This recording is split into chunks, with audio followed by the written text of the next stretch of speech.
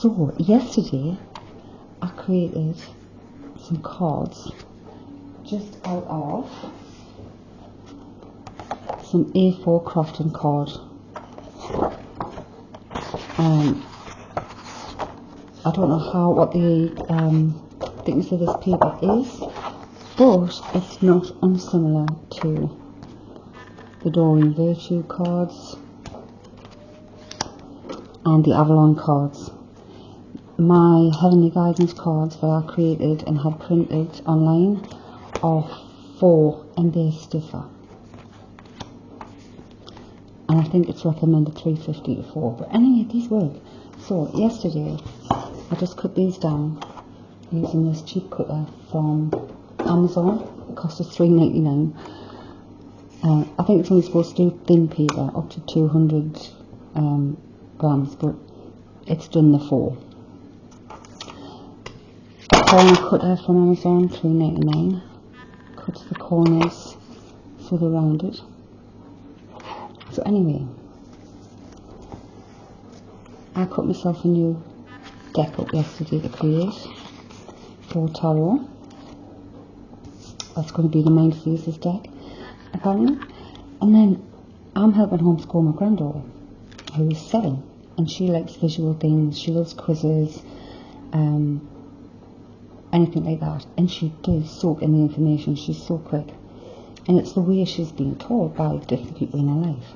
So I've created 3 little decks of cards for my granddaughter, and there's 20 cards in each deck, and at the moment we're covering history. So these 3 decks are going to be the phases of history we're up to so far, like the Neolithic, Stone Age, Iron Age, Bronze Age, and the Romans are all going to be within these 3, and it'll have prompter, and it's going to be games. So what a cheap way if you're homeschooling, and if your child is quite visual. Literally all you need is something to cut the card with, the card itself, which sometimes the pound shop have them in, an edge cutter so there's no sharp edges, and some permanent pens. I think these cost me a tenner, and I got 30 again on Amazon, and they are permanent markers.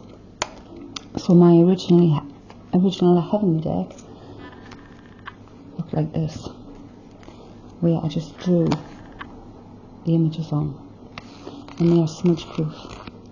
And look at my fingers there, look, smudge proof. So you can make whatever cards you want to, and they're quite good at the drawing. So you could create little pictures and have snap cards, or matching cards, matching an event to the people in the event.